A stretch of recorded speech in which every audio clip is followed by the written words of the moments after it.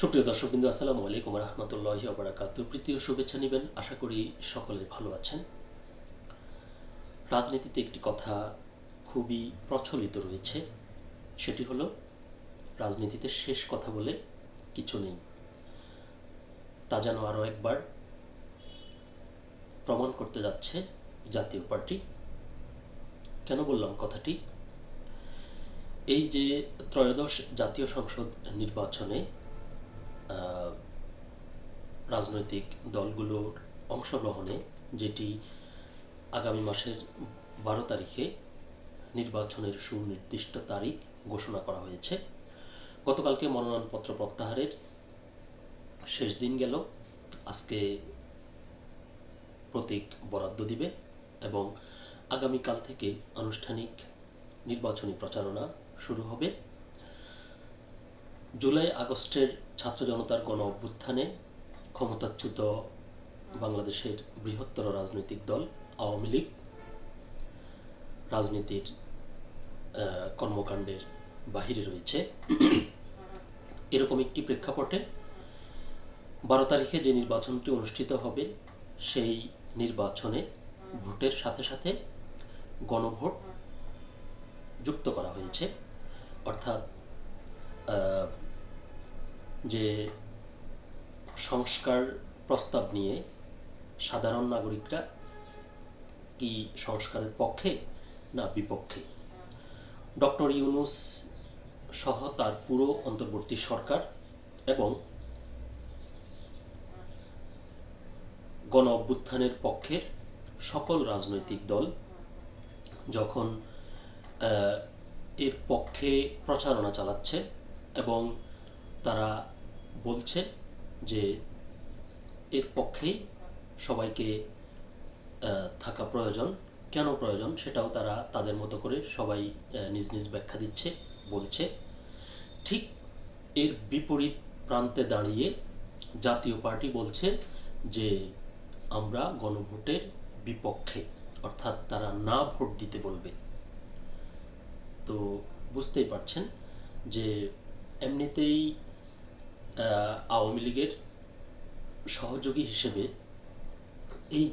এই নির্বাচনে জাতীয় পার্টি তাদের প্রার্থীদেরকে নিয়ে এই পর্যন্ত আসতে পেরেছে, এটাও বলতে গেলে অনেকে আশা করেনি, কিন্তু এসেছে। আসার পরও জাতীয় পার্টি আজকে গতকালকে যে ঘোষণা দিয়েছে, এই ঘোষণার মধ্য দিয়ে বোঝা যাচ্ছে যে সত্যিকারের বিরোধী দল হতে চায় জাতীয় পার্টি। আর প্রত্যেক রাজনৈতিক দলের নির্বাচনী অনেক হিসাব নিকাশ রয়েছে। তো তাদেরও এই যে তারা যে ন্যায়ের পক্ষে অবস্থান নিয়েছে, নিশ্চয়ই তাদের কোনো ভাবনা আছে, না হলে তারা কেন এভাবে আপনার পুরো অন্তর্বর্তী সরকার এবং গণ অভ্যুত্থানের পক্ষের সব রাজনৈতিক দলের বিপরীতে গিয়ে তারা বলবে যে আমরা সংবিধান সংস্কারের পক্ষে নয়। অর্থাৎ তারা না ভোট দিতে বলবে তাদের সমর্থক এবং ভোটারদের। তাছাড়া দেশবাসীর প্রতিও তাদের আহ্বান থাকবে যেন না ভোট দেওয়া হয়। তো কেন তারা সেটি করছে, এর পক্ষে কিছু কথা বলেছে জিএম কাদের। তো চলুন দেখি আমরা আগে মূল যে প্রতিবেদনটি সেটি পড়ি, যে সেখানে কি বলছে। এই বিষয়টি নিয়ে দেশ রূপান্তর পত্রিকায় যে সংবাদটি প্রকাশিত হয়েছে তার শিরোনামে বলছে, জাতীয় পার্টি না ভোটের পক্ষে। জিএম কাদের, এটি খবরটি শিরোনাম। বিস্তারিত বলছে, জুলাই জাতীয় সনদ বাস্তবায়নে সরকার, বিএনপি, জামায়াত ইসলামী সহ অন্য রাজনৈতিক দল যখন হ্যাঁ ভোটের পক্ষে প্রচার চালাচ্ছে, তখন সংস্কারের বিরুদ্ধে জাতীয় পার্টির অবস্থান থাকবে বলে জানিয়েছে দলটির চেয়ারম্যান গোলাম মোহাম্মদ কাদের। তিনি বলেছেন, আমরা না ভোট দেব, দেশের স্বার্থে, আইনের শাসনের স্বার্থে জনগণকে না ভোট দেওয়ার অনুরোধ করব। সরকারের এমন উদ্যোগ সংবিধান বিরুদ্ধ, দেশের রাজনৈতিক স্থিতিশীলতা ধ্বংস হয়ে যাবে। গতকাল মঙ্গলবার রাজধানীর একটি হোটেলে দলের চূড়ান্ত প্রার্থীদের নাম ঘোষণা অনুষ্ঠানে তিনি এসব কথা বলেন। সংবাদ সম্মেলনে জাপার মহাসচিব শামীম হায়দার পাটোয়ারি জানান, ৩০০ সংসদীয় আসনের মধ্যে ১৯৬টিতে দলের প্রার্থী রয়েছে, অর্থাৎ ১৯৬টি আসনে জাতীয় পার্টি প্রতিদ্বন্দ্বিতা করছে। না ভোটের পক্ষে থাকার কারণ ব্যাখ্যা করে জিএম কাদের দাবি করেন, জুলাই সনদের ভিত্তিতে সংবিধান সংস্কার হলে দেশ অচল হয়ে পড়বে। আমি সংবিধান নিয়ে অনেক দিন কাজ করেছি, অনেক বড় বড় সেমিনারে কাজ করেছি। স্বৈরাচার রোধের নামে ওনারা যে সংস্কারের প্রস্তাব দিয়েছেন তাতে প্রধানমন্ত্রীর ক্ষমতা দেওয়া হয়নি, তার হাত পা বেঁধে দেওয়া হয়েছে। আপনি স্বৈরাচার বন্ধ করবেন, কিন্তু সেটা বন্ধ করতে গিয়ে দেশ চালাবেন কিভাবে? এটা কিন্তু একটি গুরুত্বপূর্ণ কথা, যে ঠিক আছে আপনি স্বৈরাচারকে বন্ধ করে দিতে চান, তো আপনি যদি স্বৈরাচার বন্ধ করেন তো করেন, সেটা ঠিক আছে, কিন্তু আপনি আবার এমন কাজ কেন করবেন যে প্রধানমন্ত্রী দেশ চালাতে পারবে না?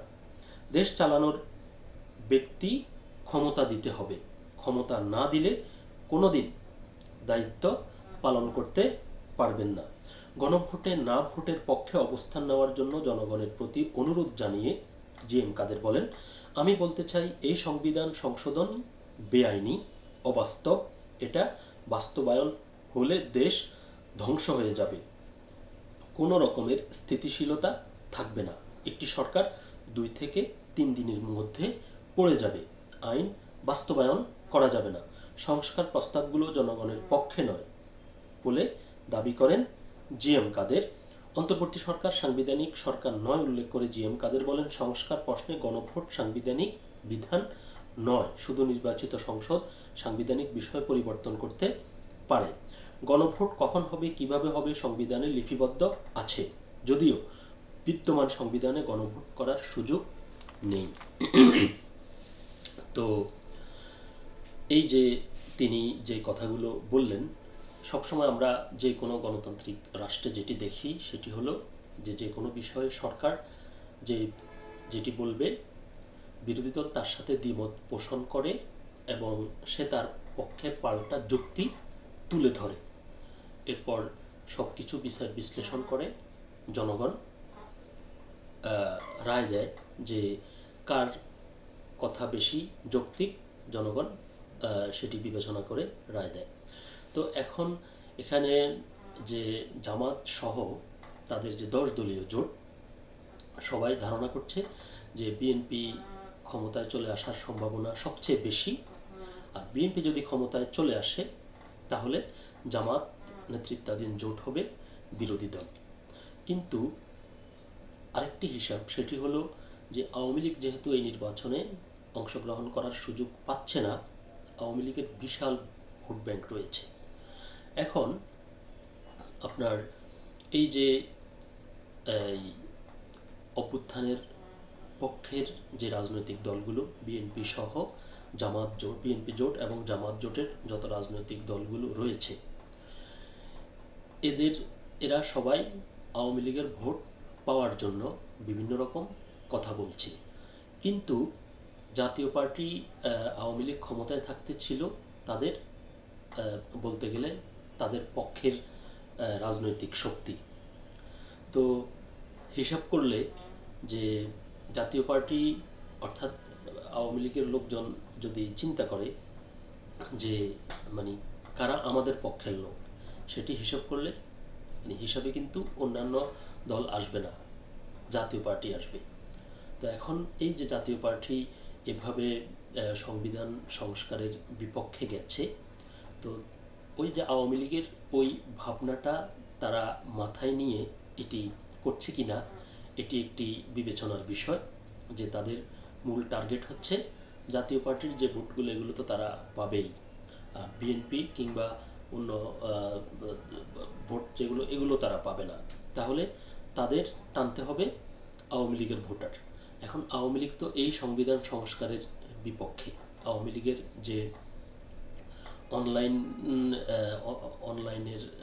অনলাইন বাহিনী রয়েছে তারা মোটামুটি এই সংবিধান সংস্কারের বিপক্ষে কথা বলছে। তো তারাও সংবিধান সংস্কারের বিপক্ষে কথা বলছে, এদিকে জাতীয় পার্টিও সংবিধান সংস্কারের বিপক্ষে কথা বলছে। তার মানে হচ্ছে কি, যে আওয়ামী লীগের যে অবস্থান আর জাতীয় পার্টির যে অবস্থান, এই দুটো এক হয়ে গেছে। তো যেহেতু এক হয়ে গেছে, তাহলে জাতীয় পার্টি সেই ভোটগুলো পাওয়ারও একটা সম্ভাবনা তৈরি হয়েছে।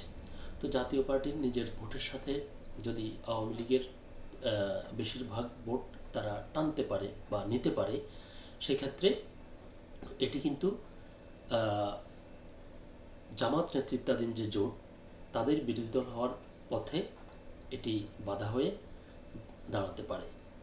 নির্বাচনী হিসাব তো, এটা অনেক রকমের হিসাব থাকে। তো দেখা যাক শেষ পর্যন্ত কোন হিসাব কার্যকর হয় বা কোন হিসাবটি মিলে যায়। তো আমরা অপেক্ষায় থাকি, দেখতে থাকি।